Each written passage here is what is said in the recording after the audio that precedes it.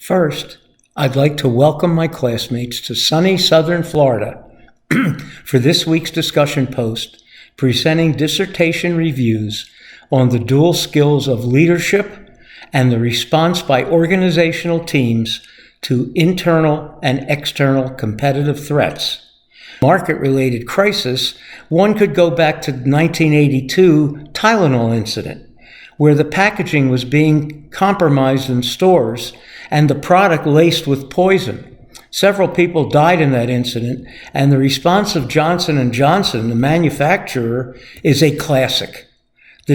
But the results provided a timeless example of an enlightened and leadership-centric response that resulted in positive results for both the company and its reputation.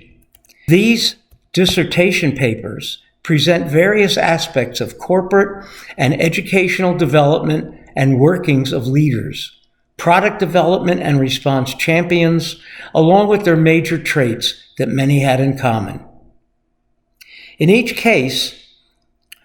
both academic references and specific case studies were presented to illustrate the critical points of discussion and conclusions of their dissertations.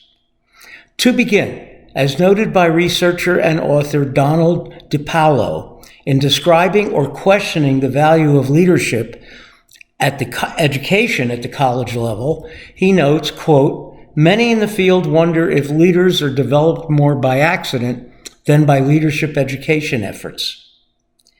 In his concluding arguments and summary, DiPaolo also notes, quote, along with this, most of the participants conflicted about the amount of recognition that a leader should gain and have to maintain leadership status,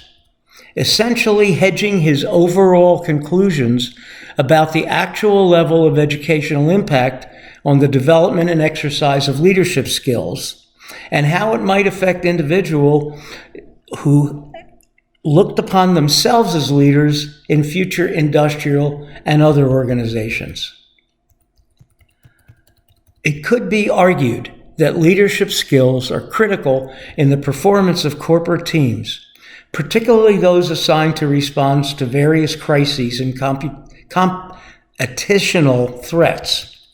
through the development and introduction of new and technically improved products. Thus, the development of those skills necessary in good and successful leaders need to be understood and nurtured, whether developed naturally or enhanced through formal and structured educational programs. Focusing more closely on the product development portion of the need for leadership and the difficulties involved in those processes, whether in response to competitive pressure or an external market crisis, as in the Tylenol example previously cited,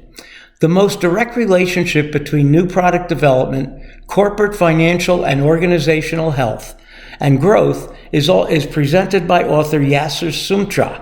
when he states in his conclusion section of his dissertation, quote, "Our work has demonstrated on the project level that the perception of a crisis can be advantageous to the outcome of a new product development. His assertion is that whether a crisis is real or imagined, data exists that shows a better outcome from the product development process when the team, including the team leader, believes they are in a crisis, whether that crisis is real or not." One could argue that the concept of leadership, whether it can be taught or not, or if it pre-exists in some and not in others, how organizations interact in this process, both internally and externally, in order to maximize their organizational success in both the short and longer terms. I'd like to thank you all for your attention and your interest.